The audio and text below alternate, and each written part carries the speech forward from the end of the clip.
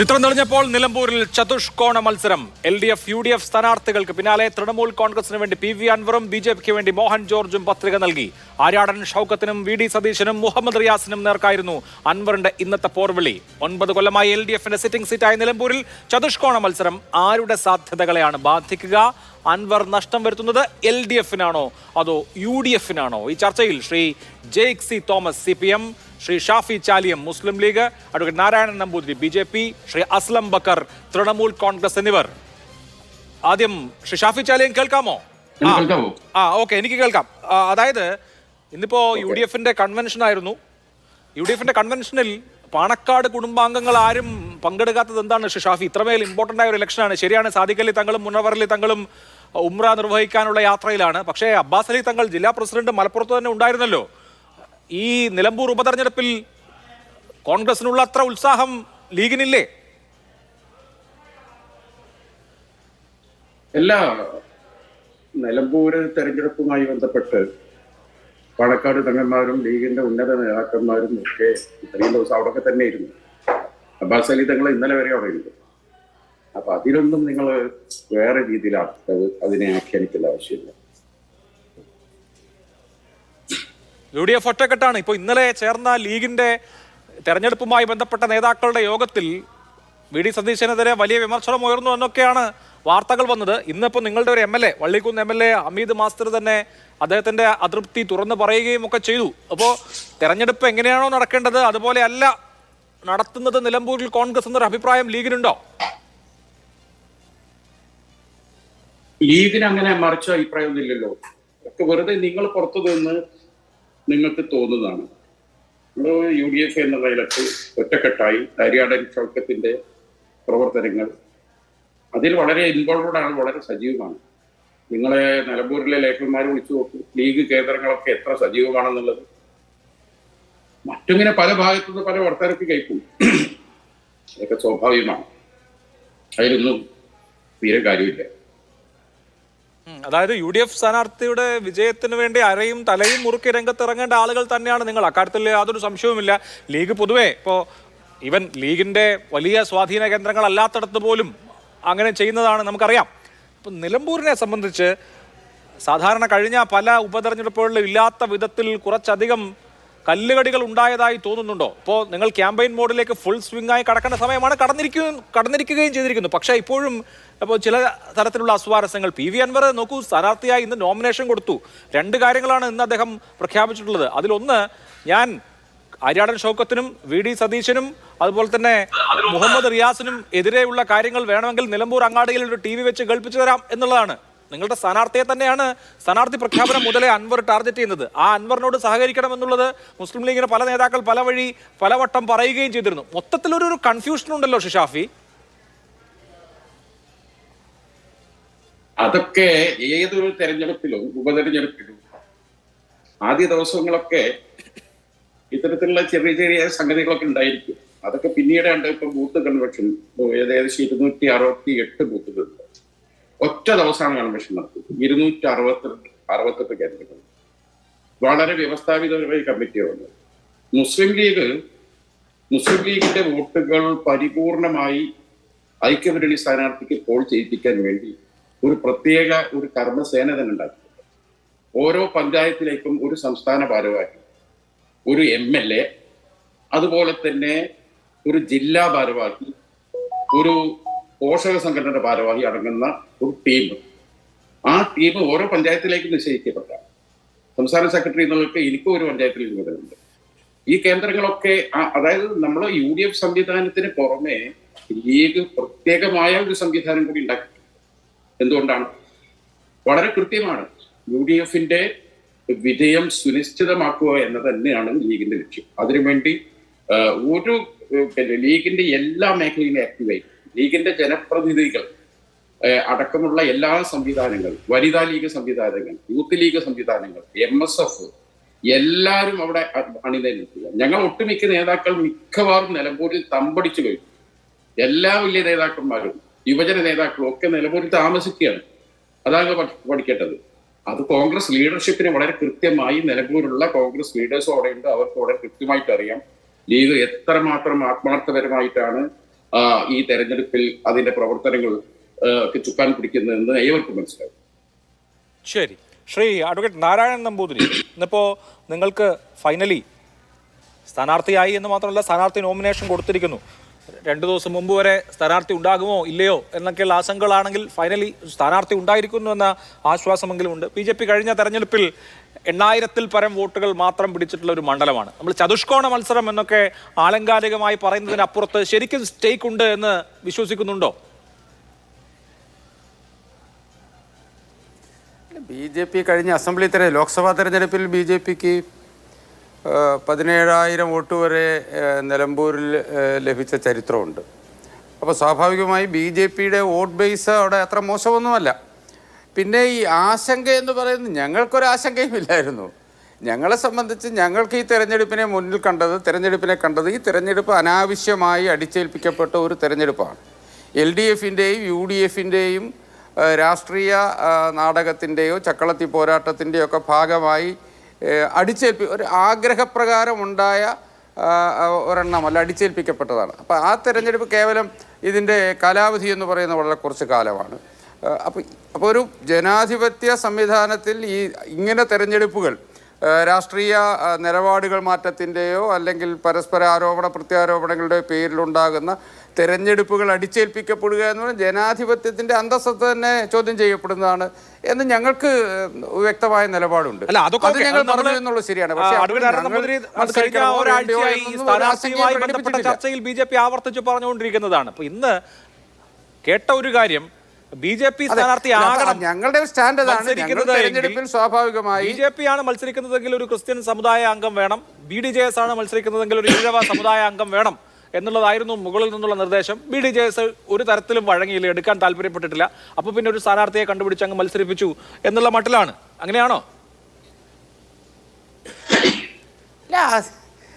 ഇതിപ്പോ നിങ്ങൾ കൊടുക്കുന്ന ഒരു ചിത്രമല്ലേ. ഞങ്ങളെ സംബന്ധിച്ച് ഇപ്പോൾ ഞങ്ങളുടെ അഡ്വക്കേറ്റ് മോഹൻ ജോർജ് എന്ന് പറയുന്നത് ദീർഘനാൾ നിലമ്പൂരിലെ പൊതുസമൂഹത്തിൽ പൊതുവിഷയങ്ങളിൽ ഇടപെട്ടുകൊണ്ടിരിക്കുന്ന ഒരു പൊതുപ്രവർത്തകനാണ്, രാഷ്ട്രീയ പ്രവർത്തകനാണ്, സഭാ നേതൃത്വവുമായി അടുത്ത ബന്ധമുള്ള ഒരാളാണ്, YMCAയുടെ നേതൃത്വത്തിലുണ്ടായിരുന്ന ആളാണ്. അപ്പോൾ ഒരു ബഹുമുഖ മേഖലകളിൽ പ്രവർത്തിച്ച് പരിചയമുള്ള മലയോര കർഷകരുടെ ഒരു പ്രതിനിധി എന്നുള്ള നിലയിൽ സ്വാഭാവികമായി മോഹൻ ജോർജിനെ ഞങ്ങൾ തിരഞ്ഞെടുക്കുമ്പോൾ അതിൻ്റെ ആ തെരഞ്ഞെടുപ്പ് തന്നെ UDFനെ ഞെട്ടിച്ചു എന്നുള്ളതാണ് ഇന്നത്തെ KC വേണുഗോപാലിൻ്റെ പ്രസംഗം.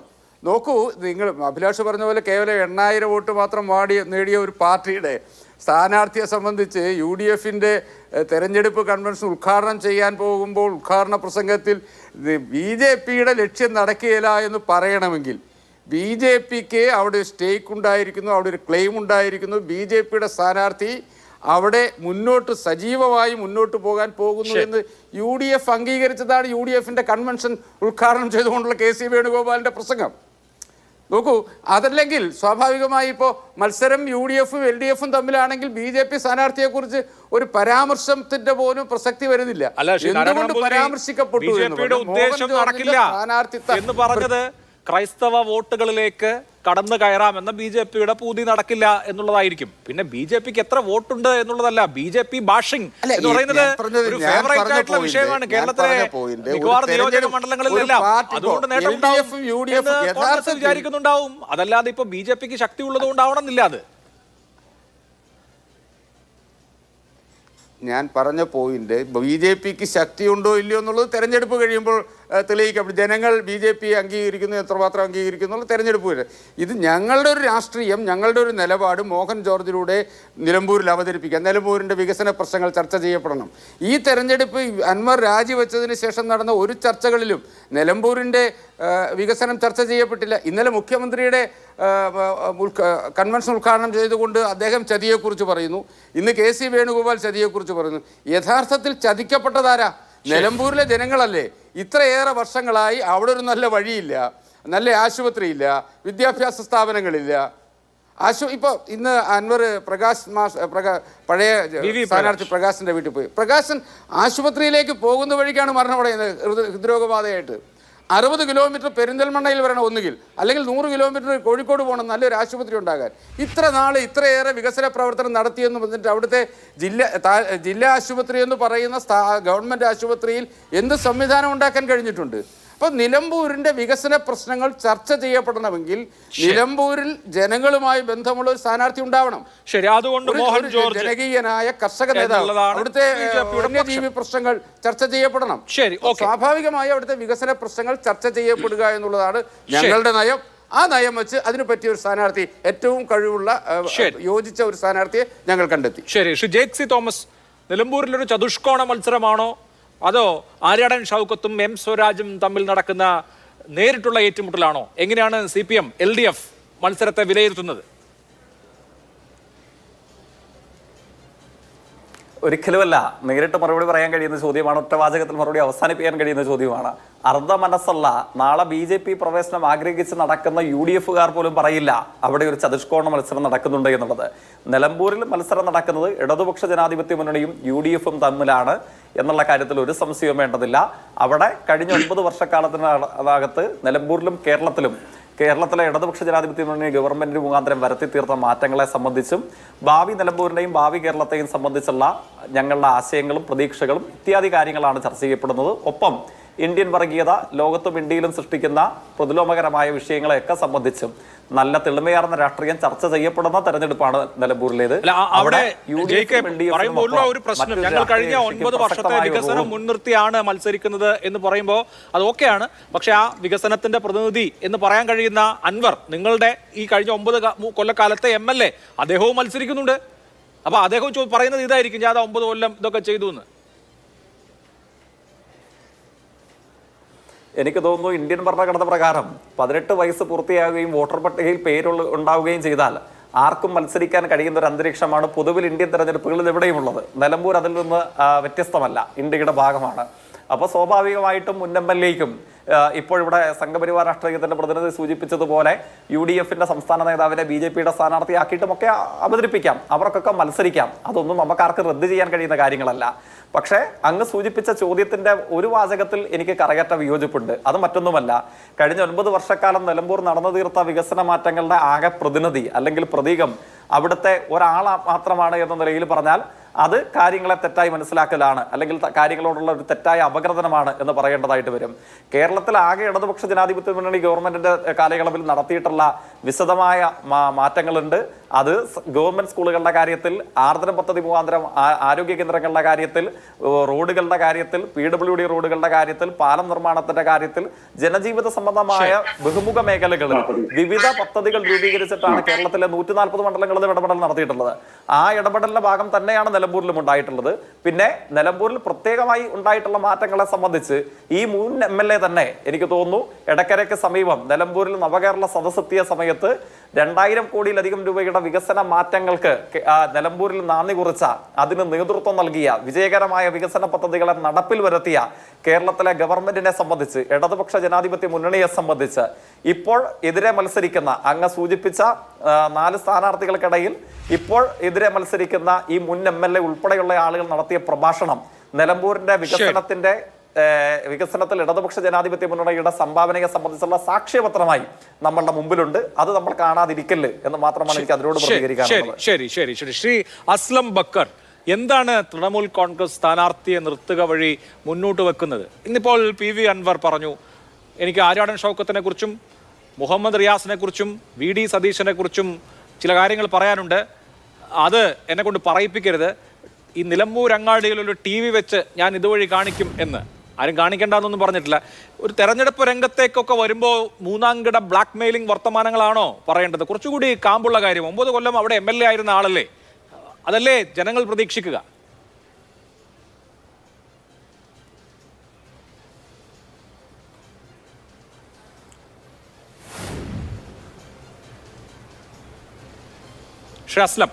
അതൊരു ബ്ലാക്ക് മെയിലിംഗ് വർത്തമാനമല്ല.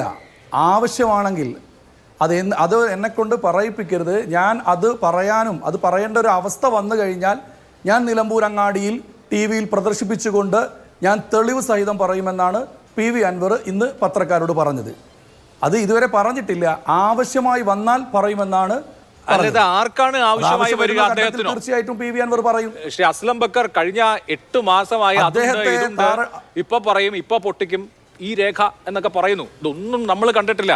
ഈ പറയുന്ന വാഗൊണ്ട് പറയുന്ന ബഡായികളല്ലാതെ നമ്മളൊന്നും കേൾക്കുന്നില്ല. അപ്പൊ അതിന്റെ ഒരു കണ്ടിന്യൂവേഷൻ തന്നെ ഇനിയും നിലമ്പൂരിലെ ജനവും ടെലിവിഷൻ വഴി കേരളം മുഴുവനും സഹിക്കണമെന്നാണോ? അല്ല അഭിലാഷ്, അങ്ങനെ ഒരു ആള്, പ്രത്യേകിച്ച് ഒരു ഉത്തരവാദിത്തപ്പെട്ട ഒരു ചാനലിന്റെ ആങ്കർ എന്ന നിലക്ക് നിങ്ങളത് പറയാൻ പാടില്ല. പി വി അൻവർ ഓഗസ്റ്റ് മാസം 2024 ഓഗസ്റ്റ് മാസം മുതൽ എന്താണ് കേരളത്തിലെ ജനങ്ങളോട് പറഞ്ഞത്? ഇടതുപക്ഷ ജനാധിപത്യ മുന്നണിയുടെ പ്രതിനിധിയായിട്ട് കേരള നിയമസഭയിൽ തെരഞ്ഞെടുത്ത പി വി അൻവർ, നിലമ്പൂരിന്റെ MLA ആയ പി വി അൻവർ എന്തായിരുന്നു കേരളത്തിലെ ജനങ്ങളോട് പറഞ്ഞത്? ആ കാര്യങ്ങളെല്ലാം തന്നെ ഇന്നും നിലനിൽക്കുന്നുണ്ട്. പി വി അൻവർ ഒരു അടിസ്ഥാനരഹിതമായിട്ട് ആ സമയം മുതൽ തന്നെ ഒരു കാര്യവും കേരളത്തിലെ ജനങ്ങളോട് പറഞ്ഞിട്ടില്ല. ആദ്യം മുതൽ പറഞ്ഞ പോലീസിന്റെ പ്രശ്നം, കേരളത്തിലെ പോലീസുമായി ബന്ധപ്പെട്ട പ്രശ്നങ്ങൾ പിന്നീടുള്ള ഓരോരോ കാര്യങ്ങളിൽ നമുക്ക് മനസ്സിലായതാണ്. എന്താണ് പോലീസിന്റെ നിലപാടുകൾ, പോലീസ് എന്താണ് സ്വീകരിക്കുന്നത്, മലപ്പുറം ജില്ലയെ പറ്റി എന്താണ് വരുത്തി തീർക്കുന്നത്, എല്ലാം നമ്മൾ മനസ്സിലാക്കിയ. ഇതിനൊക്കെ വെറുതെ പറഞ്ഞതാണ്, നമ്മൾ പറയാൻ പാടില്ല. ഞാനൊരു കാര്യം ചോദിച്ചോട്ടെ, ഇപ്പൊ ലോറിയും ഇല്ല, പൈസയും ഇല്ല.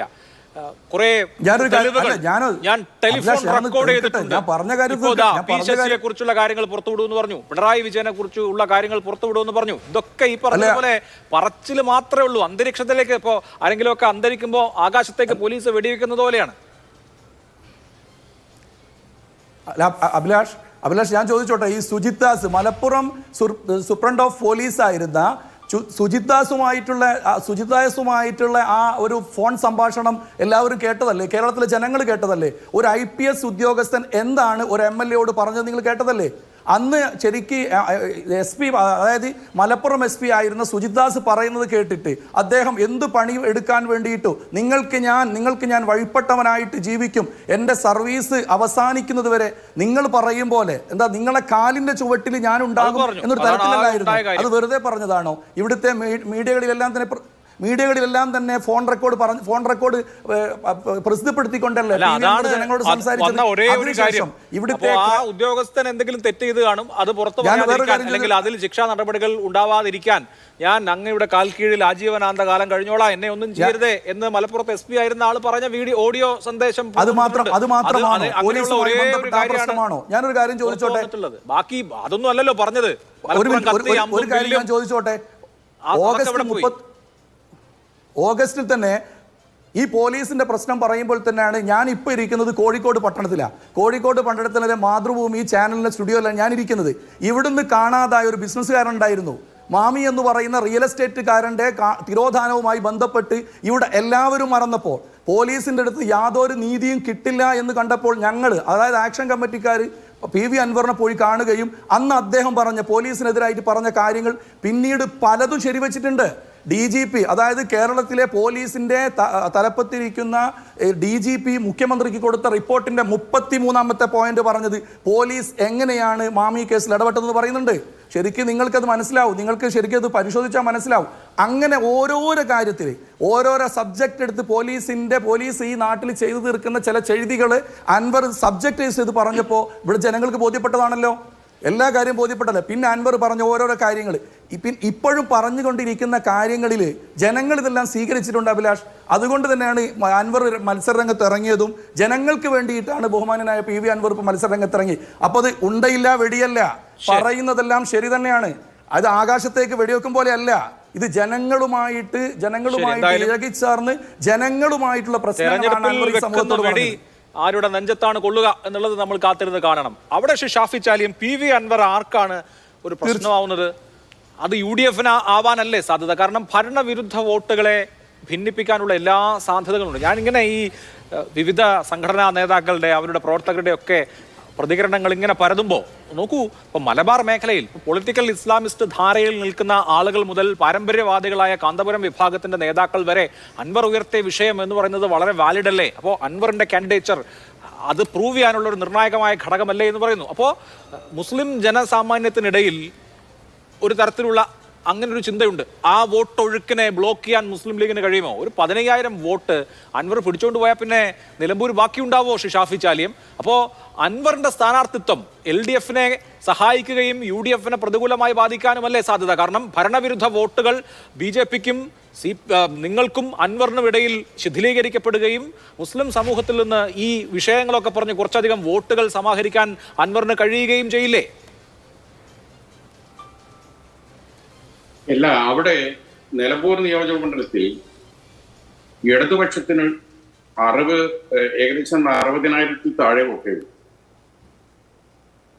EV അൻവറോ എന്ന് മത്സരിച്ച് 2 തവണയായി EV അൻവറിന് കിട്ടിയ വ്യക്തിപരമായ വോട്ടും ഇടതു മുന്നണിയുടെ ഈ 60,000-ഓളം വരുന്ന വോട്ട് ഇത് തമ്മിൽ കൂട്ടിയപ്പോഴാണ് 2,800 വോട്ടിന് ജയിക്കുന്നത്. ഇപ്പോഴത്തെ ഒരു കണ്ടീഷനിൽ ഇടതുപക്ഷത്തിന് വേറെ സ്ഥാനാർത്ഥിയാണ്. അൻവർ സമാഹരിക്കാൻ കഴിഞ്ഞ വോട്ടുകൾ അൻവർ ഒരു പക്ഷേ നേടിയേക്കാം. അപ്പോൾ എന്ത് സംഭവിക്കും? ഇവിടെ VV പ്രകാശിന് കഴിഞ്ഞ തവണ കിട്ടിയ വോട്ടുണ്ട്, UDFന് വോട്ട്. ആ വോട്ട് കിട്ടിയാൽ മതി ആര്യാടനും ഷൗക്കത്തിന് സുന്ദരമായി ജയിച്ചു വരും. ഈ സ്റ്റാറ്റിസ്റ്റിക്സ് ആരൊക്കെ തിരിയാത്തത്?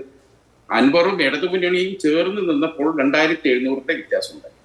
അൻവർ വേറെയും ഇടതുമുന്നണി വേറെയും പോയി മത്സരിച്ചാൽ എന്താ അവിടെ സംഭവിക്കുക? സ്വാഭാവികമാണ്, ഒരു 10,000-20,000 വോട്ടിന് ആര് ജയിക്കും? അല്ല, ഞാൻ അതിലൊരു സംശയം ചോദിച്ചോട്ടെ ഷാഫി. 60,000 ബേസ് വോട്ട് LDFന്, UDFന് എത്ര ബേസ് വോട്ടുണ്ട്? UDFന് ഏറ്റവും ഒടുവിൽ ആര്യാടൻ മത്സരിച്ചപ്പോൾ 66,000, 2016 ഷൗക്കത്ത് മത്സരിച്ചപ്പോഴും 66,000, പ്രകാശ് മത്സരിച്ചപ്പോൾ കൂടി 77,000 കൂടി എന്നുള്ളത് ശരിയാണ്. പക്ഷേ LDFന്റെ ബേസ് വോട്ടായി 60,000 കണക്കാക്കിയാൽ UDFന്റെ ബേസ് വോട്ടായി നമുക്ക് പരമാവധി കണക്കാക്കാൻ കഴിയുക 65,000 വോട്ടാണ്. ഒരു 5,000 വോട്ടിന്റെ എഡ്ജ് നിങ്ങൾക്കുണ്ട് എന്ന് കൂട്ടിക്കോളൂ. അൻവർ പിടിക്കുന്ന അധിക വോട്ട് എവിടെ നിന്ന് എന്നുള്ളതാണ് ചോദ്യം. അൻവർ പിടിക്കുന്നത് നിങ്ങളുടെ വോട്ടാണെങ്കിലോ പ്ലസ് സ്വരാജിന് പിടിക്കാൻ കഴിയുന്ന, വ്യക്തി സമ്മതിയുടെ പേരിൽ പിടിക്കാൻ കഴിയുന്ന അധിക വോട്ടുകളും കൂടി വന്നു കഴിഞ്ഞാൽ ഈ കണക്കെങ്ങനെ നിങ്ങൾക്ക് അനുകൂലമാവും? നിങ്ങൾക്കെതിരല്ലേ ആവുക? ഇവിടെ അൻവറും ഇടതു മുന്നണിയും തമ്മിലാണ് എന്ത് സംഭവിക്കുന്നത്? ഈ വാക്ക് തർക്കങ്ങളും വെല്ലുവിളികളും ഒക്കെ നടക്കുന്നത്. UDFനെ നയപരമായി UDFും അൻവറും തമ്മിൽ ഏറ്റുമുട്ടുന്നില്ല. UDFിലെ ഒരു പർട്ടിക്കുലർ നേതാവുമായിട്ടുള്ള പ്രശ്നം മാത്രമേ കാണുന്നു. നമ്മൾ കൃത്യമായി നിരീക്ഷിച്ചു നോക്കുക. UDFനെയോ UDFിലെ ഘടകകക്ഷികളോ ഒന്നും അപലപിക്കുന്നില്ല. ഒറ്റ തിരിഞ്ഞ് പ്രതിപക്ഷ നേതാവിനെ ആക്രമിക്കുന്നു, UDFന്റെ സ്ഥാനാർത്ഥിയെ ആക്രമിക്കുന്നു. അപ്പൊ സ്വാഭാവികമായിട്ടും എന്താ അവിടെ സംഭവിക്കുക? അൻവറിനെ സംബന്ധിച്ചിടത്തോളം അൻവർ എല്ലാ മണ്ഡലത്തിൽ നിൽക്കുമ്പോഴും അൻവറിന് അൻവറിൻ്റെതായ ചില വോട്ടുകൾ കിട്ടാറുണ്ട്. നമ്മൾ നേരത്തെ വണ്ടൂരിൽ ഇടതു മുന്നണിയെ 3-ാം സ്ഥാനത്തേക്ക് മാറ്റിയിട്ടു. 10-30 എത്ര വോട്ടാ പിടിച്ച അദ്ദേഹം 2-ാം സ്ഥാനത്ത്. ഒരു മുന്നണിയെ ഒരു വ്യക്തി പോയിട്ട് 3-ാം സ്ഥാനത്തേക്ക് മാറ്റി നിർത്തിയ ഒരു തെരഞ്ഞെടുപ്പാ ഏറനാട് കണ്ടത്. അപ്പം അതേപോലെ 10-35 വർഷക്കാലം ആര്യാടൻ മുഹമ്മദിലൂടെ UDF കൈവശം വെച്ച നിലമ്പൂർ സീറ്റ്, ആ സീറ്റ് അൻവർ വരുന്നു. ഈ ഇടതു മുന്നണിയുടെ ഫിക്സഡ് വോട്ടും അൻവർ എന്ന വ്യക്തിത്വത്തിന് പിടിക്കാൻ സാധിച്ച വോട്ടും ചേർന്നപ്പോഴാണ് അദ്ദേഹത്തിന് ജയിക്കാൻ കഴിഞ്ഞത്. ഇനി ഇവിടെ ഇപ്പോഴുള്ള തെരഞ്ഞെടുപ്പിൽ എന്താണ് സംഭവിക്കുക? അൻവറും സർക്കാരും തമ്മിലുള്ള പോരാട്ടമാണ്. താനിവിടെ MLA ആയ സമയത്ത് തന്റെ മണ്ഡലത്തിലേക്ക് വികസനം നടത്താൻ പൈസ തരുന്നില്ല, ഫെൻസിങ് കെട്ടാൻ ഫണ്ട് അനുവദിക്കും. ഞാൻ പറഞ്ഞു തരട്ടെ.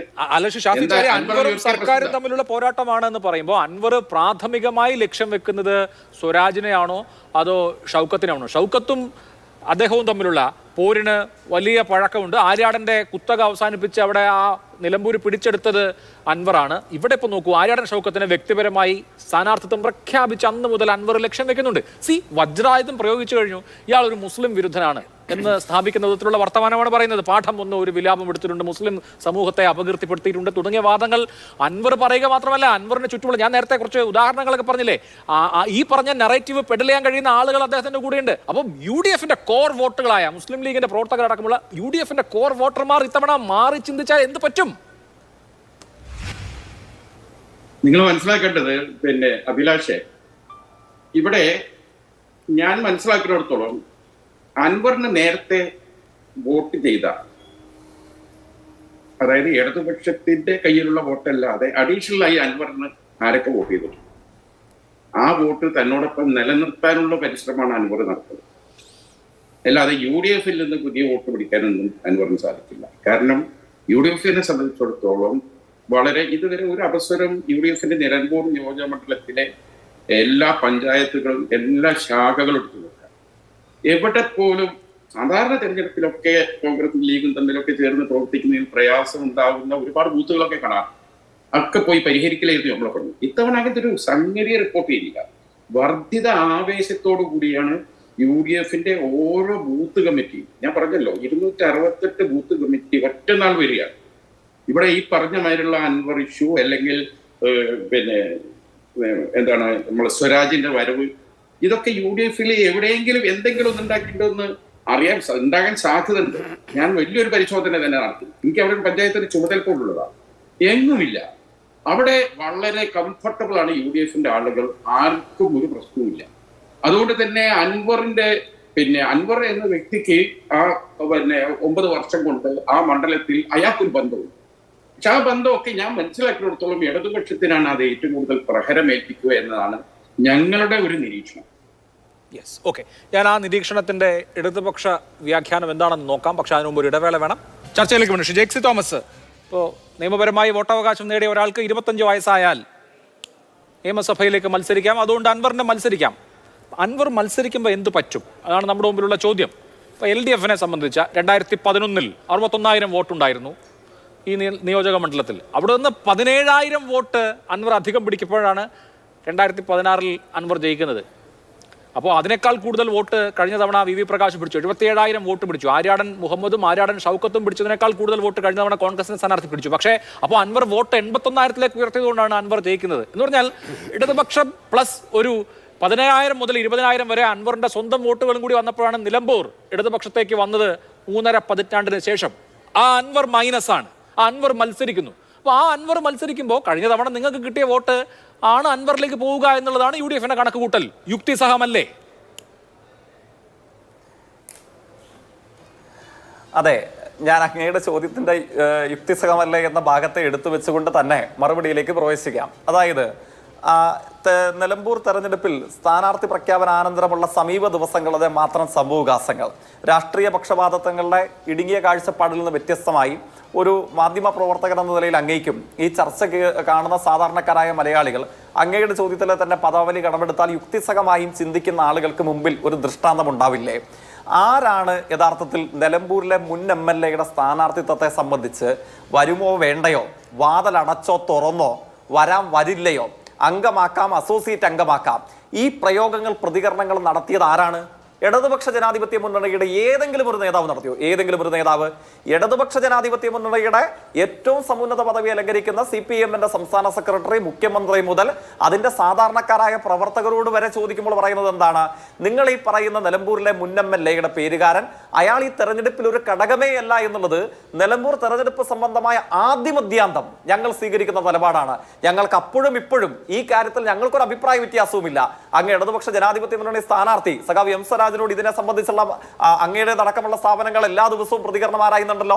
ഓരോ ദിവസവും ഉണ്ടാകുന്ന രാഷ്ട്രീയമായിട്ടുള്ള പുതുകാര്യങ്ങളെ സംബന്ധിച്ചുള്ള ഒരു ഘട്ടത്തിലെങ്കിലും സ്ഥാനാർത്ഥി ഉൾപ്പെടെ ഇടതുപക്ഷ ജനാധിപത്യ മുന്നണിയുടെ ഏതെങ്കിലും ഒരു നേതൃത്വം ഈ നിലമ്പൂരിലെ മുൻ MLA പേരെങ്കിലും പരാമർശിച്ചത് എന്തെങ്കിലും ഒരു സംഭവവികാസത്തെ കുറിച്ച് അതിന്റെ രാഷ്ട്രീയ പ്രത്യാഘാതം നിലമ്പൂരിലോ കേരളത്തിലോ ഉണ്ടാക്കാൻ സാധ്യതയുണ്ട് എന്നതിനെ സംബന്ധിച്ച് ഒരു വാചകം പറഞ്ഞതായിട്ട് നമുക്ക് കാണാൻ കഴിയുമോ? എന്നാൽ നേരെ മറിച്ച് ഞാൻ UDF ആഭ്യന്തര രാഷ്ട്രീയത്തിൽ ഇടപെട്ട് എന്തെങ്കിലും ഒരു അഭിപ്രായം പറയേണ്ട ആളെയല്ല, ഞങ്ങൾ ആരും അങ്ങനെ പറയാറുമില്ല. പക്ഷേ എന്നാൽ നേരെ മറിച്ചോ ഇതൊക്കെ നഷ്ടപ്പെടാൻ പോകുന്നത് ഇടതുപക്ഷത്തിനാണ്. മറ്റേതെങ്കിലും ഒരു വിവിധ സ്ഥാനാർത്ഥി മത്സരിക്കുന്നത് പോലെ നിലമ്പൂരിലെ മുൻ MLA സ്ഥാനാർത്ഥിത്വം വഴി ഇടതുപക്ഷത്തിന് വോട്ട് നഷ്ടപ്പെടും എന്നുള്ളൊരു നരേറ്റീവ് സൃഷ്ടിക്കാൻ ശ്രമിക്കുന്ന അല്പവിപന്നന്മാരായിട്ടുള്ള ചില UDF നേതാക്കന്മാരുണ്ട്. അവരുടെ മുമ്പിൽ എന്താണ്? ഞാൻ ആവർത്തിക്കുന്നു, തെരഞ്ഞെടുപ്പിൽ സ്ഥാനാർത്ഥി പ്രഖ്യാപനാനന്തരമുള്ള സമീപ സമൂഹകാസങ്ങൾ മാത്രം എടുത്ത് പരിശോധിക്കുക. സമുന്നതരും പൗരപ്രമുഖന്മാരുമായിട്ടുള്ള കോൺഗ്രസിന്റെ കേൾവി കേട്ട പുകൾപ്പെട്ട നേതാക്കന്മാരൊക്കെ പറയുന്നു Anwar is not a headache for us. എന്നിട്ടോ രാത്രിയാകുമ്പോൾ തലയിൽ മുണ്ടിട്ട് അദ്ദേഹത്തിന്റെ വീട്ടിൽ പോയി അദ്ദേഹത്തിന്റെ ചായ സൽക്കാരം സ്വീകരിച്ച് അദ്ദേഹത്തിന്റെ പിന്തുണ അഭ്യർത്ഥിച്ച് അദ്ദേഹത്തിന്റെ കാല് പിടിച്ച് അദ്ദേഹത്തിന്റെ ദാസ്യ വേലക്കാരായി എങ്ങനെയെങ്കിലും എന്നെയും കൂടെ എന്ന് ഏതോ സിനിമയിൽ ഒരു ശ്രീനിവാസൻ കഥാപാത്രം മോഹൻലാലിനോട് പറയുന്നത് പോലെ എങ്ങനെയെങ്കിലും എന്നെയും കൂടെ എങ്ങനെയെങ്കിലും ഇത്തവണ ഞങ്ങളെ ഒന്ന് സഹായിക്കണമേ എന്ന് കരഞ്ഞ് കാല് പിടിക്കുന്ന സംഘമാരാണ്. നഗ്നനേത്രങ്ങൾക്ക് നഷ്ടം സംഭവിച്ചിട്ടില്ലാത്ത ലോകമെമ്പാടുമുള്ള ഏത് മലയാളിയും പറയും ഈ നോട്ട് എ ഹെഡേക്ക് എന്ന് പരസ്യമായി വെളിച്ചമുള്ളപ്പോൾ പറയുകയും രാത്രിയാകുമ്പോൾ അദ്ദേഹത്തിന്റെ കാല് പിടിക്കാൻ പോവുകയും ചെയ്യുന്ന രാഷ്ട്രീയ പാപ്പരത്തിന് 2025 നിലമ്പൂർ തെരഞ്ഞെടുപ്പ് പശ്ചാത്തലത്തിൽ കേരളം ഒറ്റപ്പേരെ നൽകുന്നുള്ളൂ. ആ രാഷ്ട്രീയ പാപ്പരത്തിന്റെ പേരാണ് കേരളത്തിലെ UDFന്റെ നേതൃത്വം. എല്ലാ പേരുമല്ല, അന്തസ്സുള്ളവർ UDFൽ ഉണ്ടെന്ന് തന്നെയാണ്. അവരൊക്കെ ഇടതുപക്ഷ സ്ഥാനാർത്ഥിക്ക് വോട്ട് ചെയ്യാൻ ഹൃദയവിശാലത ഉണ്ടെന്ന് തന്നെയാണ്. സ്ഥാനാർത്ഥി പ്രഖ്യാപനാനന്തരം നിലമ്പൂർ റെയിൽവേ സ്റ്റേഷൻ മുതൽ കോടതിപ്പുഴ വരെ നീണ്ടു നിൽക്കുന്നതും പിന്നീട് ഇന്നത്തെ നാമനിർദ്ദേശ പത്രിക സമർപ്പിക്കുന്നതും സ്ഥാനാർത്ഥി പര്യടനവും ഒക്കെ കാണിക്കുന്നത് അന്തസ്സുള്ള UDF നേതൃത്വത്തെ തള്ളിപ്പറയാൻ ഹൃദയവിശാലതയുള്ള രാഷ്ട്രീയത്തെ സൂക്ഷിക്കുന്ന UDF പ്രവർത്തകർ നിലമ്പൂരിലുണ്ട് എന്ന് തന്നെയാണ്. അല്ല, എന്റെ ചോദ്യം അതല്ല. ഇപ്പൊ അൻവറിനെ കൂടെ നിർത്താൻ UDFലെ ചില നേതാക്കൾ പരിശ്രമിച്ചു, നിങ്ങൾ അങ്ങോട്ട് ചെന്നതേ ഇല്ല, അല്ലെങ്കിൽ അങ്ങനെ ഒരു ശ്രമവും നടത്തിയിട്ടില്ല എന്നുള്ളതാണല്ലോ വാദം. ശരിയാണ്, അൻവറിനെ കൂടെ നിർത്താൻ പരിശ്രമിച്ചത് UDF ആണ്. എന്റെ ചോദ്യം പക്ഷേ, അൻവറിന് സ്വതന്ത്രമായി സമാഹരിക്കാൻ കഴിയുന്ന വോട്ടുകൾ നിലമ്പൂരിൽ ഉള്ളതുകൊണ്ടാണല്ലോ അൻവർ ഇടതുപക്ഷത്തിന്റെ സ്വതന്ത്രനായി ജയിച്ചത് കഴിഞ്ഞ തവണയും അതിന് മുമ്പിലത്തെ തവണയും. അങ്ങനെ അൻവർ സ്വതന്ത്രമായി സമാഹരിച്ച വോട്ടുകൾ എന്ന ആ ഭാഗം മൈനസ് ചെയ്യുമ്പോൾ ബാക്കി പൊളിറ്റിക്കൽ വോട്ടുകൾ നിങ്ങളെ സംബന്ധിച്ചുണ്ട്. അതുകൊണ്ട് അവിടെ ജയിക്കാൻ പറ്റുമോ എന്നുള്ളതാണ് ചോദ്യം.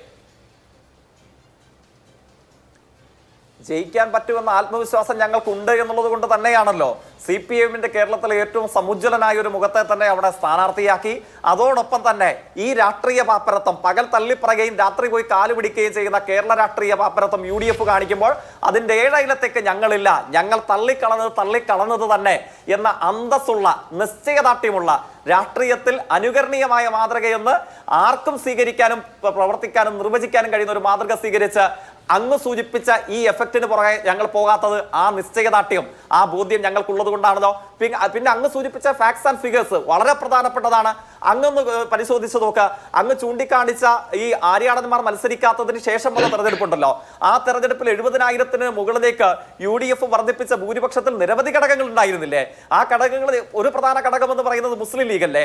ഞാൻ മനസ്സിലാക്കുന്നു ഈ ചർച്ചയ്ക്കായി കയറുന്നതിന് തൊട്ട് മുമ്പ് മറ്റൊരു മാധ്യമത്തിൽ കണ്ട പ്രധാനപ്പെട്ട സ്ക്രോൾ ന്യൂസ് എന്ന് പറയുന്നത് പാണക്കാട്ടെ ഒരു കുടുംബാംഗവും UDF സ്ഥാനാർത്ഥികളുടെ തെരഞ്ഞെടുപ്പ് കൺവെൻഷനിൽ പങ്കെടുത്തില്ല എന്നുള്ളതാണ്. അപ്പോ അത് വോട്ട് ചോർച്ച സൃഷ്ടിക്കില്ലേ? അത് അസംതൃപ്തിയല്ലേ വെളിവാക്കുന്നത്? തൊട്ട് മുമ്പ് ഞാൻ കണ്ട മറ്റൊരു ദൃശ്യം, 70,000-ലധികം വോട്ടുകൾ നേടിയെന്ന് അങ്ങ് തൊട്ട് മുമ്പ് പറഞ്ഞ കോൺഗ്രസിന്റെ സ്ഥാനാർത്ഥി, അതായത് UDFന്റെ മുൻ സ്ഥാനാർത്ഥി, മരണപ്പെട്ടു പോയ കോൺഗ്രസിന്റെ ആദരണീയനായ നേതാവ്, അദ്ദേഹം തെരഞ്ഞെടുപ്പ് വേദിയിൽ വോട്ട് ചോദിക്കുന്നതിന് തൊട്ട് മുമ്പ് ഇപ്പോഴത്തെ കോൺഗ്രസ് സ്ഥാനാർത്ഥി UDF സ്ഥാനാർത്ഥി കയറി ചെല്ലുന്നു. കൈപോലും കൊടുക്കാതെ അദ്ദേഹത്തെ തട്ടിമാറ്റി അദ്ദേഹം ഇരിക്കാൻ ചൂണ്ടിക്കാണിച്ച സീറ്റും മാറ്റിയിട്ട് മറ്റൊരു സ്ഥലത്തേക്ക് ധിക്കാരപൂർവ്വം പോകുന്നു എന്ന് യുക്തിസഹമായി ചിന്തിക്കുന്ന ഏത് സാധാരണക്കാരനും മനസ്സിലാക്കാൻ കഴിയുന്ന രംഗമാണ് ഇത്. ഘടകമായി മാറില്ലേ? പാണക്കാട് കുടുംബത്തിന്റെ അസാന്നിധ്യം ഘടകമായി മാറില്ലേ? EV പ്രകാശിന്റെ കുടുംബാംഗങ്ങളുടെ പ്രതികരണം വോട്ടായി മാറില്ലേ? അതൊരു ഘടകമായി മാറില്ലേ? ഈ ഘടകങ്ങളൊക്കെ UDFന്റെ സംതൃപ്തിയല്ലോ, UDFനുള്ളിൽ നീറിപ്പുകയുന്ന അസംതൃപ്തിയും. ആ അസംതൃപ്തി ആരുടെ വോട്ടായി, ആരുടെ ഗുണഭോക്താക്കളായി മാറുമെന്നുള്ളതിനെ സംബന്ധിച്ച് അങ്ങയുടെ ചോദ്യത്തിൽ അങ്ങ് പറഞ്ഞ യുക്തിസഹമായി അവർക്ക് ചൂണ്ടിക്കാണിക്കാൻ കഴിയുന്ന ആ മറുപടിയുടെ ചുരുക്കപ്പേരാണ് LDFന്റെ സ്ഥാനാർത്ഥി സഖാവ് എം സ്വരാജ് എന്ന് പറയുന്നത്. ശരി, സാദിഖ് അലി തങ്ങളും മുനവർ അലി തങ്ങളും ഹജ്ജ് യാത്രയിലാണെന്നും അബ്ബാസ് അലി തങ്ങൾക്ക് ഇന്ന് ഒഴിച്ചുകൂടാനാകാത്ത ഒരു പരിപാടി ഉണ്ട് എന്നുള്ളതുമാണ് അക്കാര്യത്തിൽ ലീഗിന്റെ വിമർശനം. എന്തായാലും VV പ്രകാശിന്റെ സഹധർമ്മിണി വ്യക്തമാക്കിയിട്ടുള്ള ഒരു കാര്യം, പാർട്ടി പതാക പുതച്ചാണ് പ്രകാശിന്റെ അന്ത്യയാത്ര. ഞങ്ങൾ ഒരു കാരണവശാലും കോൺഗ്രസ് പാർട്ടിയോടുള്ള കൂറിൽ നിന്ന് വിട്ടുവീഴ്ച ചെയ്യില്ല എന്നുള്ള അവരുടെ പ്രതികരണവും വന്നിട്ടുണ്ട്. 2 അപ്ഡേറ്റ് പറഞ്ഞതേ ഉള്ളൂ. ശ്രീ നാരായണൻ നമ്പൂതിരി, ഇപ്പോൾ BJPയുടെ കാര്യം താങ്കൾ നേരത്തെ നിങ്ങളുടെ സ്ഥാനാർത്ഥിത്വവുമായി ബന്ധപ്പെട്ടൊക്കെ പറഞ്ഞു. നോക്കൂ, നമ്മൾ അതിൻ്റെ ഒരു ഡെമോഗ്രഫി പരിശോധിച്ചാൽ തന്നെ ത്രികോണ മത്സരത്തിനൊക്കെ ഭാവിയിൽ സ്കോപ്പുള്ള മണ്ഡലമാണ് നിലമ്പൂർ. ഞാൻ ജയിക്കുമെന്ന അർത്ഥത്തിൽ പറയുന്നതൊന്നുമല്ല. പക്ഷേ ഇത്തവണ പൂർണ്ണമായ ഒരു പൊളിറ്റിക്കൽ ക്യാമ്പയിൻ നടത്താൻ, ഇപ്പോൾ പാലക്കാടൊക്കെ നടത്തിയതുപോലെ, അല്ലെങ്കിൽ നിങ്ങൾ ഇപ്പോൾ പല ഉപതെരഞ്ഞെടുപ്പുകളിൽ, ഇപ്പോൾ അരുവിക്കരയിൽ ഉപതെരഞ്ഞെടുപ്പ് നടന്നപ്പോൾ നടത്തിയതുപോലെയൊക്കെയുള്ള ഒരു ഫുൾ ഫ്ലഡ്ജ്ഡ് യുദ്ധത്തിലേക്ക് പോകുന്നുണ്ടോ? അതോ ഒരു സ്ഥാനാർത്ഥിയെ കിട്ടി അദ്ദേഹത്തെ മത്സരിപ്പിക്കാം, ഒരു നമ്മളെന്തായാലും പറയാം ഒരു വഴിപാട് മത്സരം എന്നുള്ളതാണോ ഉദ്ദേശിക്കുന്നത്? ഇതൊരു ബൈപോളാർ കോൺടെസ്റ്റിലേക്ക്, വളരെ വളരെ ക്ലോസ് ആയിട്ടുള്ള ഒരു ബൈപോളാർ കോൺടെസ്റ്റിലേക്ക് പോകുമ്പോൾ ബാക്കിയുള്ള ആളുകളൊക്കെ പുറത്തു നിന്ന് കളി കാണുക എന്നുള്ളതിനപ്പുറത്തുള്ള പ്രസക്തി അർഹിക്കുന്നുണ്ടോ?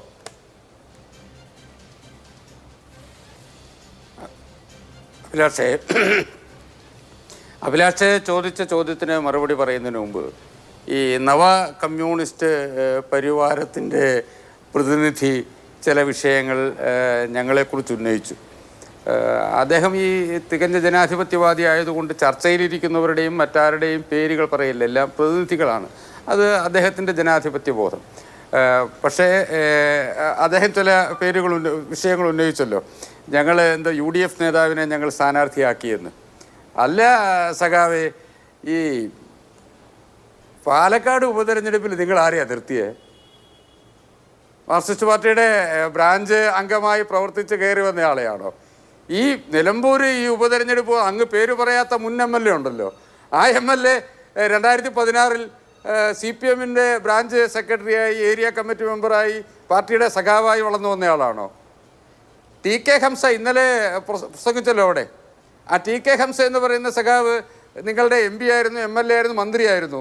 അദ്ദേഹം മത്സരിക്കുന്നതിന് തൊട്ടു മുമ്പ് ഒരു ഏത് പാർട്ടിയായിരുന്നു? അപ്പോൾ നിങ്ങൾ മറ്റു പാർട്ടിയിൽ നിന്ന് ഒരാൾ നിങ്ങളുടെ കൂട്ടത്തിൽ വന്ന് മത്സരിക്കുമ്പോൾ അത് ബെർമൂഡ ഇടുക. വേറെ ആരെങ്കിലും അതേപോലെ ചെയ്താൽ അത് എന്തെന്നാ, അത് കളസോ എന്തോ ഒരു പ്രയോഗമുണ്ടല്ലോ.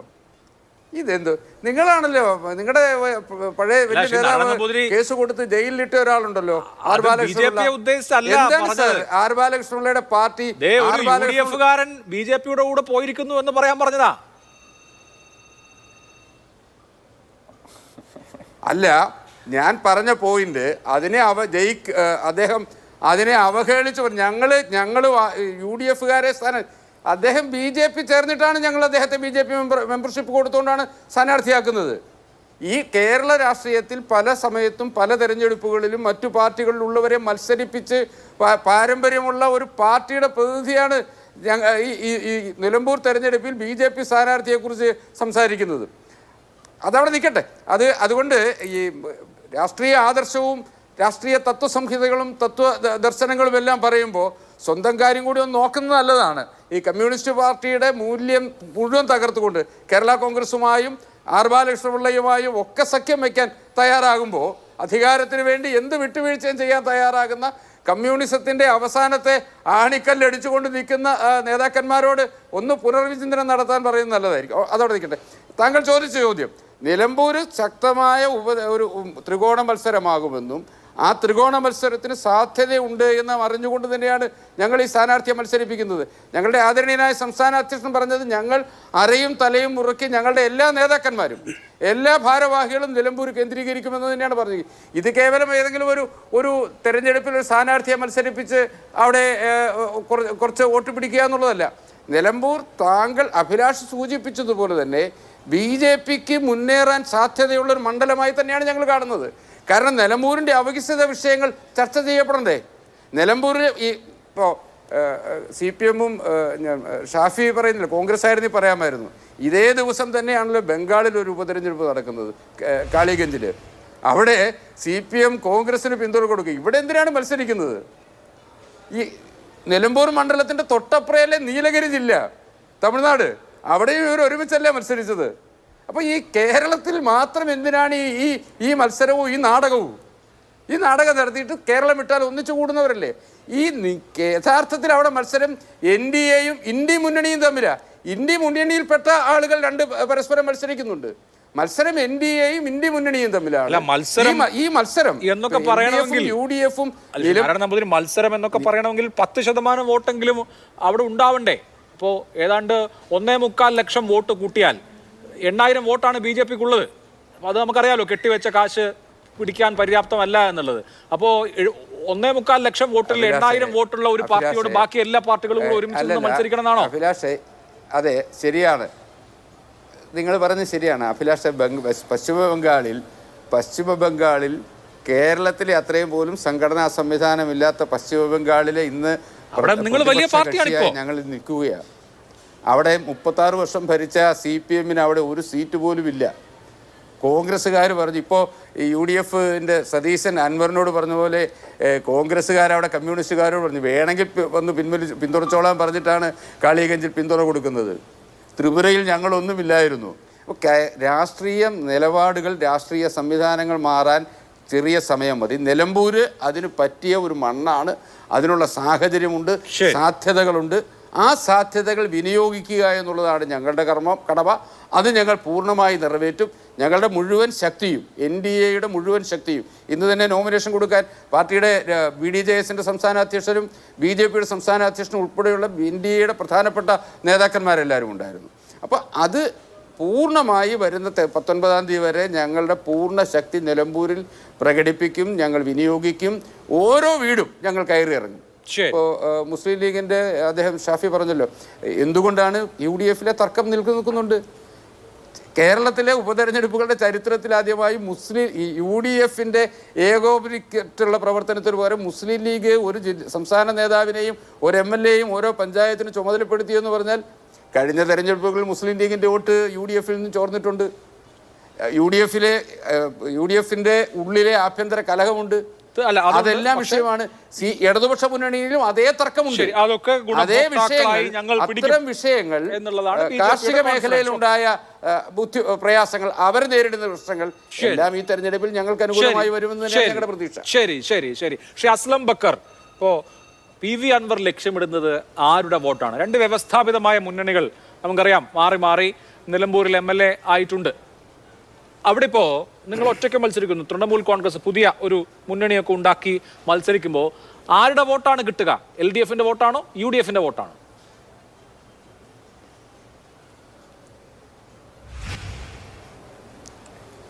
ആ നിലമ്പൂർ നിയോജക മണ്ഡലത്തിലെ അൻവർ ജനങ്ങളോട് പറഞ്ഞ്, കേരളത്തിലെ ജനങ്ങളോട് പറഞ്ഞ് ആശയത്തോട് പിൻപറ്റുന്ന ജനങ്ങളുടെ വോട്ട് കിട്ടും. ആ നിയോജക മണ്ഡലത്തിലെ അൻവർ പറഞ്ഞത് ഇവിടുത്തെ സാധാരണക്കാരുടെ പ്രശ്നമാണ്, ഇതെല്ലാം ഉൾക്കൊള്ളുന്ന ആളുകളുടെ വോട്ടാണ് ഞങ്ങൾക്ക് കിട്ടുക. ഞങ്ങൾ മുൻപ് കാലത്ത് മത്സരിച്ചിട്ടുണ്ട്. PV അൻവർ സ്വതന്ത്രനായിട്ട് 2011 ഏറനാട് മണ്ഡലത്തിൽ മത്സരിച്ചിട്ടുണ്ട്. ഏറനാട് മണ്ഡലത്തിൽ മത്സരിക്കുമ്പോൾ ഒരു പാർട്ടിയുടെയും പിന്തുണ ഇല്ലാതെയാണ് അദ്ദേഹം സ്വതന്ത്ര സ്ഥാനാർത്ഥിയായിട്ട് 2011 മത്സരിച്ചത്. അന്ന് അദ്ദേഹം നേടിയ വോട്ട് അവിടെ സ്ഥാനാർത്ഥിക്ക് 3000 വോട്ട് താഴെ ഫിനിഷ് ചെയ്യേണ്ടി വന്നത്. അദ്ദേഹത്തിന്റെ വ്യക്തിപ്രഭാവത്തിൽ കിട്ടിയ വോട്ടാണ് അഭിലാഷ്. അത് നമ്മൾ മനസ്സിലാക്കണം. ഒരാളൊരു കാര്യം മുന്നോട്ട് വെക്കുന്ന വ്യക്തിപ്രഭാവത്തിന് വോട്ട് കിട്ടും. അത് തന്നെയാണ് പിന്നീട് വയനാട് ലോക്സഭാ മണ്ഡലത്തിൽ മത്സരിച്ചപ്പോൾ അദ്ദേഹത്തിന് കിട്ടിയില്ലേ? അന്ന് ആ സമയത്ത് നിലമ്പൂർ നിയോജക മണ്ഡലത്തിൽ എത്ര വോട്ട് അദ്ദേഹത്തിന് നേടാനായി? അന്നും ഒരു പാർട്ടിയുടെയും പിൻബലമില്ല. അതുകൊണ്ട് തന്നെ നിലമ്പൂർ നിയോജക മണ്ഡലത്തിൽ PV അൻവർ മത്സരിക്കുമ്പോൾ അവിടുത്തെ ജനങ്ങൾക്കറിയാം, ഈ 9 വർഷക്കാലം 8 വർഷത്തിന് മുകളിൽ അവിടുത്തെ MLA ആയിരുന്ന ബഹുമാന്യനായ PV അൻവറിനെ നിലമ്പൂരിലെ ആളുകൾക്കറിയാം. അദ്ദേഹം എങ്ങനെയാണ് അവിടുത്തെ ജനങ്ങളുമായിട്ട് ഇടപഴകുന്നത്, ജനങ്ങളുടെ പ്രശ്നത്തിൽ എങ്ങനെയാണ് PV അൻവർ സമീപിക്കുന്നതെല്ലാം ജനങ്ങൾക്കറിയാം. അതുകൊണ്ട് തീർച്ചയായിട്ടും ഞങ്ങൾ ലക്ഷ്യം വെക്കുന്നത് അവിടുത്തെ ഉത്ബുദ്ധരായ ജനങ്ങളുണ്ട്, അതായത് സാധാരണക്കാരായ ജനങ്ങളുണ്ട്. ആ ജനങ്ങളുടെ കൂടെ നിൽക്കുന്ന PV അൻവറിന് അവർ വോട്ട് നൽകി വിജയിപ്പിക്കുമെന്ന് തന്നെയാണ് ഞങ്ങളുടെ പ്രതീക്ഷ. തീർച്ചയായിട്ടും 23-ാം തീയതി അങ്ങനെ തന്നെ റിസൾട്ട് വരുമെന്ന് എല്ലാവർക്കും അറിയാം. ശരി, ശ്രീ ഷാഫി ചാലിയം, UDF ക്യാമ്പിൽ ചില ആളുകൾ ഇപ്പോഴും പ്രതീക്ഷ വിട്ടിട്ടില്ല. ഇനി ഒരു ചർച്ചയും ഇല്ല എന്ന് പറഞ്ഞതിന് ശേഷം പോലും ചില ആളുകൾ അൻവറിന് എല്ലാ വാതിലും അടഞ്ഞിട്ടില്ലല്ലോ എന്നൊക്കെ നെടുവീർപ്പിടുന്നുണ്ട്. അതിന് കൃത്യമായ ഒരു അർത്ഥമുണ്ടാകുമല്ലോ.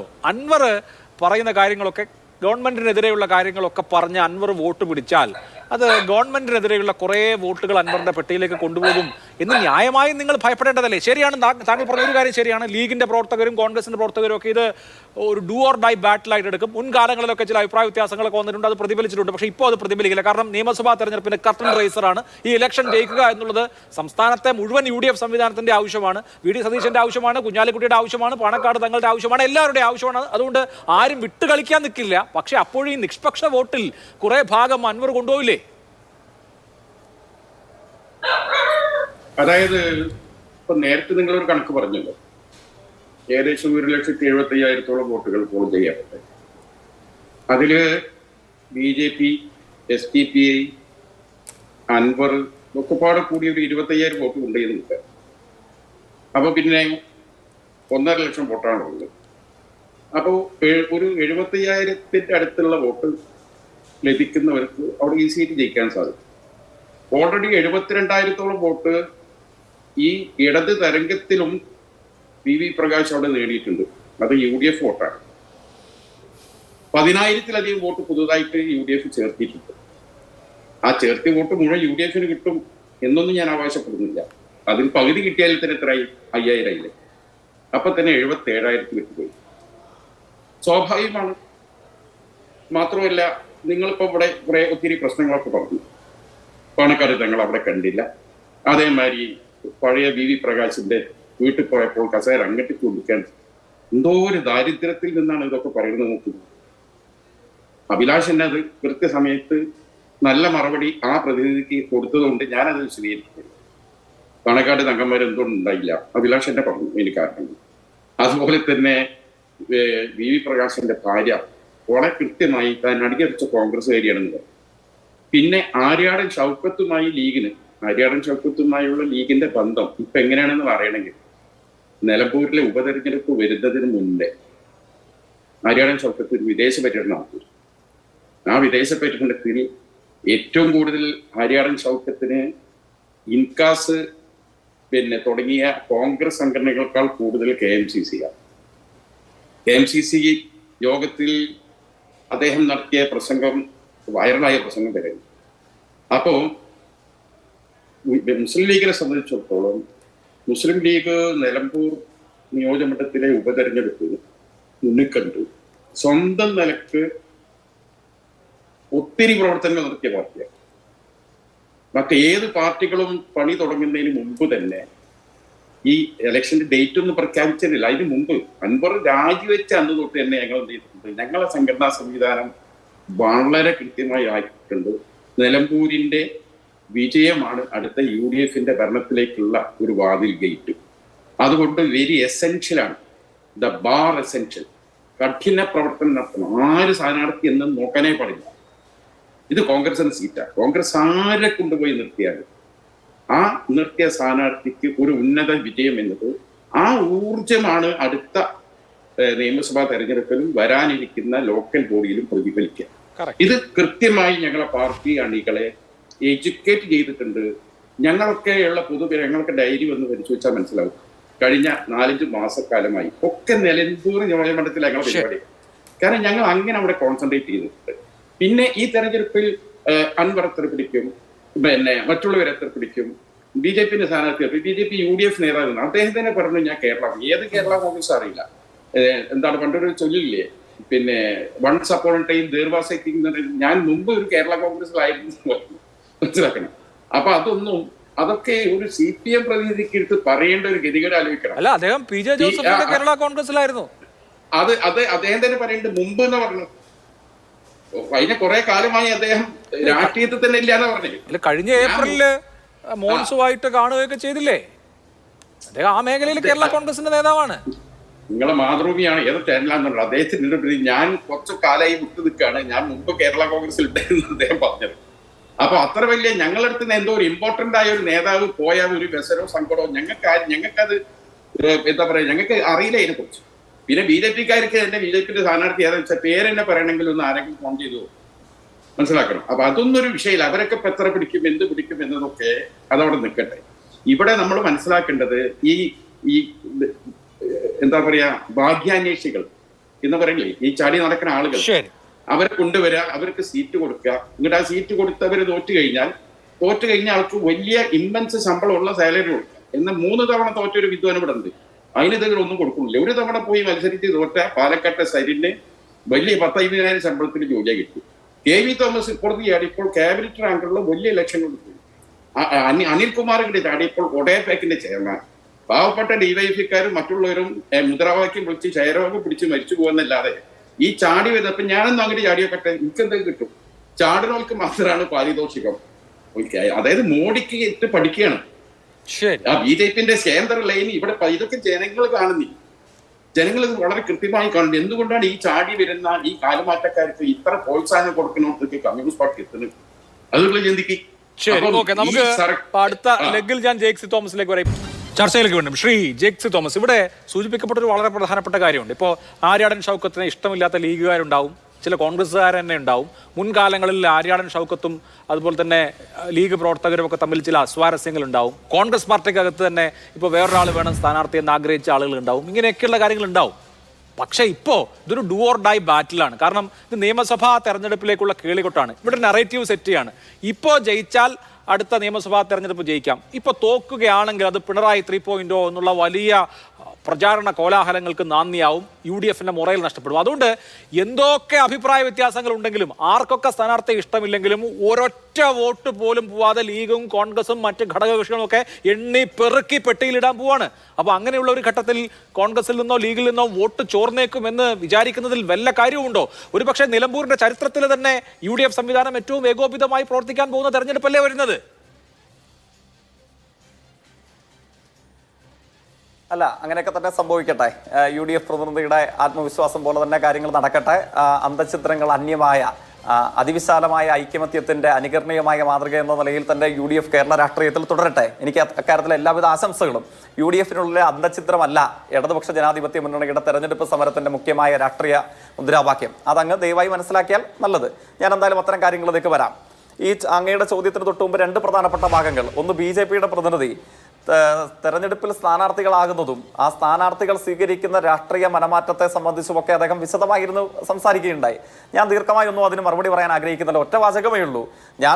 ഞാൻ ചൂണ്ടിക്കാണിക്കാൻ ആഗ്രഹിച്ചത് ഇത്രയേ ഉള്ളൂ. അത് അവതാരകൻ ഒരു വാചകത്തിൽ അങ്ങയോട് സൂചിപ്പിക്കാൻ ശ്രമിച്ചിരുന്നു. ഞാൻ സൂചിപ്പിക്കാൻ ശ്രമിച്ച കാര്യം എന്താണ്?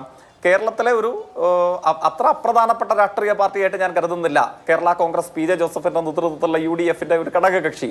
അതിന്റെ സംസ്ഥാന നിലവാരത്തിൽ പ്രവർത്തിക്കുന്ന ഒരു നേതാവ് അല്പ ആഴ്ചകൾക്ക് പിറകിൽ വരെ മലപ്പുറത്തെ കേരള കോൺഗ്രസിന്റെ സമുന്നതമായ യോഗത്തിൽ പങ്കെടുത്തു എന്ന് പല മാധ്യമങ്ങളാലും പല രാഷ്ട്രീയ ചേരിയിൽ നിൽക്കുന്നവരാലും അംഗീകരിക്കപ്പെട്ട ഒരു നേതാവ് ഒരു രാത്രി ഇരുട്ടി വെളുത്തപ്പോൾ UDF അവരുടെ ഒരു നേതാവിനെ സംഘപരിവാർ വർഗീയതയ്ക്ക് വിറ്റു. വർഗീയതയുടെ ഒരു അപ്പോസ്തലനായി UDFന്റെ ഒരു സംസ്ഥാന നേതാവ് മാറി.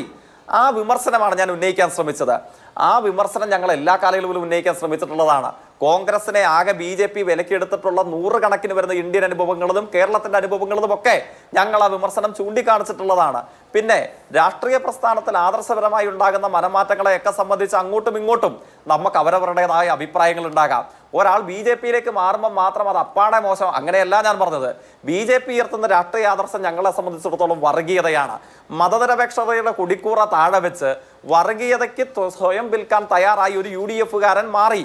ആ കാഴ്ചയുടെ 1000ാമത്തെ ആവർത്തനം നിലമ്പൂരിൽ വന്നത് വഴി BJPക്ക് നിലമ്പൂരിൽ ഒരു സ്ഥാനാർത്ഥി ലഭിച്ചിരിക്കുന്നു. ആ വിമർശനമാണ് ഞാൻ ഉന്നയിക്കാൻ ശ്രമിച്ചത്. അതല്ലാതെ കോൺഗ്രസ്സുകാർ ഇടതുപക്ഷത്തേക്കോ ഇടതുപക്ഷം കോൺഗ്രസിലേക്കോ ഇത് രണ്ടിൽ നിന്നും മറ്റു വ്യത്യസ്തമായ പാർട്ടികളിലേക്കോ ഒക്കെ പോയിട്ടുള്ള നൂറുകണക്കിന് വരുന്ന അനുഭവങ്ങളുണ്ട്. അത് നമ്മുടെ നാട്ടിൽ സുലഭമായി സംഭവിക്കാറുള്ളതാണ്. അതിനെ സംബന്ധിച്ച് എല്ലാവർക്കും അവരവരുടേതായ അഭിപ്രായവുമുണ്ട്.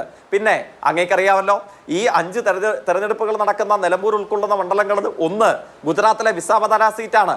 അതിൽ അങ്ങയുടെ സ്ഥാനാർത്ഥി എന്ന് പറയുന്നത് ആം ആദ്മി പാർട്ടിയിൽ നിന്നും BJPയിലേക്ക് മാറുകയും അതേ തുടർന്ന് നിങ്ങൾ രാജിവെക്കാൻ ആവശ്യപ്പെട്ടതിനെ തുടർന്ന് ക്ഷണിച്ചു വരുത്തിയ ഒരു ഉപതെരഞ്ഞെടുപ്പ് നിങ്ങളുടെ നേതൃത്വത്തിൽ നടക്കുന്നുണ്ട്. ആം ആദ്മിയിൽ നിന്ന് BJPയിലേക്ക് മാറിയ ആ ആദർശ മാറ്റത്തെ സംബന്ധിച്ച് എന്താ BJP പ്രതിനിധിക്ക് പറയാനുള്ളത്? അതപ്പോൾ അങ്ങനെ തന്നെ നിൽക്കട്ടെ. പിന്നെ അങ്ങയുടെ ഒരു പരാതി, ഞാൻ ആരെയും വ്യക്തിപരമായി പേരെടുത്ത് പരാമർശിക്കുന്നില്ല എന്നുള്ളതാണ്. അങ്ങയോടുള്ള സത്യസന്ധമായ, അങ്ങേ ഉൾക്കൊള്ളുന്ന എല്ലാ പ്രതിനിധികളോടുമുള്ള സത്യസന്ധമായ ബഹുമാനം കൊണ്ട് തന്നെയാണ്. പേരെടുത്തൊരു വിമർശനം ഉന്നയിക്കുമ്പോൾ പോലും അത് വ്യക്തിപരമായി പോകാൻ പാടില്ല. അത് നിങ്ങളുടെ രാഷ്ട്രീയത്തോടുള്ള എൻ്റെ വിയോജിപ്പും ആണ് അവിടെ പ്രകാശിപ്പിക്കേണ്ടത് എന്ന ഉത്തമ ബോധ്യത്തെ തുടർന്നാണ് ഞാൻ അങ്ങയുടേത് ഉൾപ്പെടെയുള്ള ബഹുമാന്യരായിട്ടുള്ള ഒരാളുടെയും പേരെടുത്ത് പരാമർശിക്കാൻ ശ്രമിക്കാത്തത്.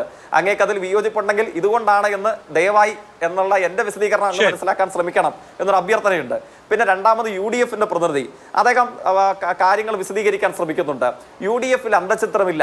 അങ്ങ് മനസ്സിലാക്കേണ്ടത്, ഇവിടെ അവതാരകൻ അങ്ങയുടെ ചോദ്യത്തെ കൂടെ കൂട്ട് ചെയ്ത് ചില ഘടകങ്ങളെ സൂചിപ്പിച്ചപ്പോൾ അങ്ങനെയെങ്കിൽ മാധ്യമ വാർത്തകളിൽ ഇങ്ങനെ ചിലത് കൂടെ ഉണ്ട്, അതൊക്കെ ഘടകങ്ങളായി വരില്ലേ എന്ന ന്യായമായ സംശയമാണ് ഞാൻ തിരികെ ചോദിച്ചത്. ഇതൊക്കെ UDFന്റെ മുൻ സ്ഥാനാർത്ഥികളുടെ മരണം, അവരുടെ കുടുംബത്തിനുള്ളിലെ പ്രതികരണം, അല്ലെങ്കിൽ മുസ്ലിം ലീഗിന്റെ നേതൃത്വപരമായി പങ്ക് നിർവഹിക്കുന്ന പാണക്കാട് തങ്ങളുടെ കുടുംബത്തിലെ അസാന്നിധ്യം, അതൊന്നും എൻ്റെ ഒരു വ്യാഖ്യാനമല്ല. ഞാൻ ചർച്ചയിൽ പങ്കെടുക്കുമ്പോൾ എൻ്റെ പ്രതികരണം നടത്തുമ്പോൾ ഞാൻ അങ്ങയുടെ മുമ്പിൽ ആവർത്തിച്ചു, ചർച്ചയിൽ പങ്കെടുക്കുന്നത് തൊട്ട് മുമ്പ് 2 പ്രധാനപ്പെട്ട മാധ്യമങ്ങൾ ഞാൻ കണ്ട മാധ്യമ വാർത്തകളാണ്. ആ മാധ്യമ വാർത്തകൾ പങ്കുവെച്ചുകൊണ്ട് അങ്ങനെയെങ്കിൽ ഇതും ഘടകങ്ങളല്ലേ എന്ന ന്യായമായ സംശയമാണ് ഞാൻ തിരികെ ചോദിച്ചത്. അപ്പോ ബഹുമാനിയനായ മുസ്ലിം ലീഗിന്റെ പ്രതിനിധി എന്നെ കുറിച്ച് പറഞ്ഞത് എന്താണ്? അങ്ങനെയെങ്കിൽ അങ്ങ് തെരഞ്ഞെടുപ്പിൽ 3 തവണ തോറ്റയാളല്ലേ, അങ്ങേക്ക് എന്തെങ്കിലും കിട്ടിയോ? ഇതൊക്കെയാണ് അങ്ങയുടെ ന്യായമായ സന്ദേഹം. അങ്ങ് മനസ്സിലാക്കേണ്ടത്, രാഷ്ട്രീയത്തിൽ ഇടപെടുന്നതും പ്രവർത്തിക്കുന്നതും മിനിമം അങ്ങ് മനസ്സിലാക്കാൻ ശ്രമിക്കേണ്ടത്, ഒരു ഗ്രാമപഞ്ചായത്ത് മെമ്പറാവുക, അല്ലെങ്കിൽ ഒരു പാർലമെന്റ് മെമ്പറാവുക, ഒരു നിയമസഭാ സാമാജികനാകുക, അല്ലെങ്കിൽ അതുവഴി ഒരു മന്ത്രിയാവുക, അങ്ങനെ കിട്ടുന്ന സൗഭാഗ്യങ്ങളോ ശമ്പളമോ ഒക്കെ കൊണ്ട് ശിഷ്ട ജീവിതകാലം അതിന്റെ ഒരു പേരിൽ ചെലവഴിക്കുക ഇതേ അല്ല രാഷ്ട്രീയം എന്നുള്ളതാണ് അങ്ങേക്കാൾ അറിവ് കുറഞ്ഞ, പക്വതയും പരിവാഹതയും പ്രായവും കുറഞ്ഞ ഒരു എളിയ പ്രവർത്തകൻ എന്നതിൽ ഞാൻ മനസ്സിലാക്കിയിട്ടുള്ളത് ഇതാണ്. സാധാരണഗതിയിൽ പല ഇടതുപക്ഷ വിരുദ്ധരും പറഞ്ഞു കേൾക്കാറുള്ള സമ്മോഹനമായ ഒരു രാഷ്ട്രീയ നിർവചനമുണ്ട്. എന്താണ് ആ നിർവചനം? Politics is an art of chances എന്ന് പറയുന്നത് നിറയെ കേട്ടിട്ടുണ്ട്. അങ്ങ് സത്യസന്ധമായി ഏതെങ്കിലും നിലമ്പൂർ ഉൾപ്പെടെയുള്ള കേരളത്തിലെ ഏതെങ്കിലും ഒരു ഇടതുപക്ഷ പ്രവർത്തകനോട് ചോദിക്കുക, നിങ്ങളെ സംബന്ധിച്ചിടത്തോളം രാഷ്ട്രീയ പ്രവർത്തനം എന്താണ്? ഞാൻ വാചകം പറഞ്ഞ് പൂർത്തീകരിച്ചോളട്ടെ. അല്ല, അങ്ങ് ഇടപെടല്ലേ? അങ്ങ് മര്യാദയുള്ളവനാണെങ്കിൽ അങ്ങ് ഇടപെടാൻ പാടുണ്ടോ? അല്ല, ഇടപെടുമെന്നാണ് ഞാൻ മനസ്സിലാക്കുന്നത്. അദ്ദേഹം ആക്ഷേപാർഹമായ നിലയിൽ പലത് പറഞ്ഞിട്ടും ആക്ഷേപാർഹമായ നിലയിൽ എനിക്കൊരു 40 സെക്കൻഡ് മതി, വേറെ ഒന്നും വേണ്ട. പെട്ടെന്ന്.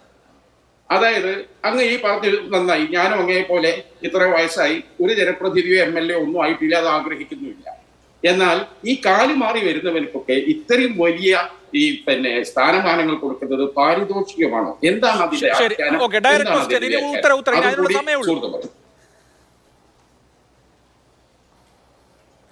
ഇല്ല, ഞാനൊരു 3 വാചകം പറഞ്ഞ് ഞാൻ അവസാനിപ്പിച്ചോളാം. അദ്ദേഹം ആക്ഷേപാർഹമായ പല പ്രയോഗങ്ങളും നടത്തിയിട്ടും അവതാരകൻ എന്ന നിലയിൽ അങ്ങ് ഇടപെട്ട് കണ്ടില്ല. ഞാൻ സംസാരിച്ചു തുടങ്ങിയപ്പോൾ അദ്ദേഹത്തിന് 30-40 സെക്കൻഡ് വേണം താനും. അതിന് ഞാൻ വഴങ്ങി കൊടുക്കുകയും ചെയ്തു. കാണുന്ന പ്രേക്ഷകർ വിലയിരുത്തട്ടെ. പിന്നെ അദ്ദേഹം വീണ്ടും ആക്ഷേപത്തെ പുതിയ രൂപത്തിൽ അവതരിപ്പിക്കുന്നു. അങ്ങ് മനസ്സിലാക്കേണ്ടത് ഇടതുപക്ഷക്കാരെ സംബന്ധിച്ചിടത്തോളം രാഷ്ട്രീയ പ്രവർത്തനം പാർലമെന്ററി തെരഞ്ഞെടുപ്പ് വേദിയിലേക്കുള്ള ഏതെങ്കിലും വിധത്തിലുള്ള കിടന്നുകൂടലല്ല, ആർട്ട് ഓഫ് ചാൻസസ് അല്ല. ലോകമെമ്പാടുമുള്ള കമ്മ്യൂണിസ്റ്റുകാരെ സംബന്ധിച്ചിടത്തോളം രാഷ്ട്രീയ പ്രവർത്തനം ത്യാഗനിർഭരതകൾക്കൊരു കലാരൂപമുണ്ടോ? എന്റെ ചോദ്യത്തിന് മറുപടി നിർവചനമുണ്ടോ? ആ നിർവചനത്തിന്റെ ചുരുക്കപ്പേരാണ് സമയമായി. ഇതെന്തൊരു മര്യാദയാണ് നിങ്ങൾ കാണിക്കുന്നത്? ഞാനൊരു വാചകം പറഞ്ഞ് പൂർത്തീകരിക്കുന്നതിന് മുമ്പ് നിങ്ങളുടെ ചോദ്യത്തിന്റെ മറുപടിയും പോക്കറ്റിലിട്ടുകൊണ്ടാണ് ഞാൻ വരുന്നത്. അങ്ങ് ഇത് ചോദ്യോത്തര പങ്ക്തിയൊന്നും അല്ലല്ലോ. അങ്ങയുടെ ചോദ്യത്തിന്റെ മറുപടിയിലേക്ക് എന്റെ കാര്യങ്ങൾ പറഞ്ഞ് പൂർത്തീകരിച്ചതിന് ശേഷം ഞാൻ വരും. തരാൻ അങ്ങ് മനസ്സിലാക്കണം, ഇത് മറ്റൊരു സംവാദ മൂവിയാണ്. അപ്പോ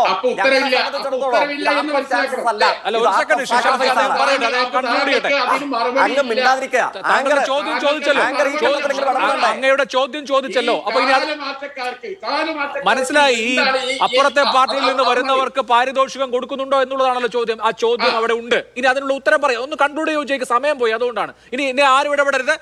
പറഞ്ഞോളൂ ജയ്ക്ക്, കൺക്ലൂഡ് ചെയ്തോളൂ. അല്ല, ഞാൻ 3 വാചകം പറഞ്ഞ് അവസാനിപ്പിക്കുമെന്നാണ് പറഞ്ഞത്. ഒരു വാചകം പറഞ്ഞപ്പോ അദ്ദേഹത്തിന് സഹിക്കാൻ വയ്യ. അത് അദ്ദേഹത്തിന് ഓഫീസിൽ പോയിരുന്നു തീർക്കണം. അതിനുള്ള സ്ഥലമല്ല മാതൃഭൂമിയുടെ ഫ്ലോറ്. പിന്നെ അദ്ദേഹം പറഞ്ഞു കൂറുമാറ്റക്കാർക്ക് കാലുമാറ്റക്കാർക്ക്. അദ്ദേഹം ഉദ്ദേശിച്ചത് ആരെയാണ്? പാലക്കാട് ഇടതുപക്ഷ ജനാധിപത്യ മുന്നണിയുടെ സ്ഥാനാർത്ഥിക്ക് ഇപ്പോൾ ഗവൺമെന്റ് പദവിയോ സംബന്ധിച്ചുള്ള ഒരു ഉപദേശക പദവി കൊടുത്തിട്ടുണ്ട്. അതിനെയാണോ നിങ്ങൾ കൂറുമാറ്റക്കാർക്കുള്ള പദവി എന്ന് സൂചിപ്പിച്ചത്? ആരായിരുന്നു മുസ്ലിം ലീഗിന്റെ നേതാവേ? പാലക്കാട് ഇടതുപക്ഷത്തിന്റെ സ്ഥാനാർത്ഥി ചെറിയ ശമ്പളത്തിൽ ചെറിയ പദവിയിൽ ജോലി ചെയ്തിരുന്നയാളായിരുന്നോ? ഒരു സംസ്ഥാന അടിസ്ഥാനത്തിൽ പ്രവർത്തിക്കുന്ന ഏറ്റവും ഉന്നതമായ സിവിൽ സർവീസ് രംഗത്തെ പദവി അലങ്കരിച്ചിരുന്നയാളായിരുന്നില്ലേ? അദ്ദേഹത്തിന് ഇപ്പോൾ ലഭിക്കുന്നതിനേക്കാൾ മുന്തിയ ശമ്പളത്തോടൊപ്പമുള്ള സർക്കാർ ആനുകൂല്യങ്ങളോടുകൂടെ എല്ലാവിധ സർക്കാർ സൗകര്യങ്ങളോടും കൂടെ വിരാജിച്ചിരുന്ന ഒരു സിവിൽ സർവീസ് ഉദ്യോഗസ്ഥനായിരുന്നില്ലേ അദ്ദേഹം?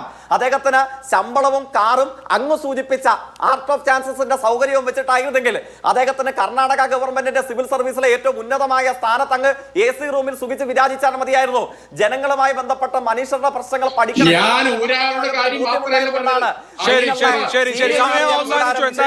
തെരഞ്ഞെടുപ്പ് രംഗമല്ലേ, പല ആരോപണങ്ങൾ, വാദങ്ങൾ, വാചകങ്ങളൊക്കെ പരസ്പരം ഏറ്റുമുട്ടട്ടെ. അങ്ങനെ വേണമല്ലോ രാഷ്ട്രീയം. വളരെ നന്ദി 4 പേർക്കും. സൂപ്പർ പ്രൈം ടൈം അവസാനിച്ചു. നമസ്കാരം.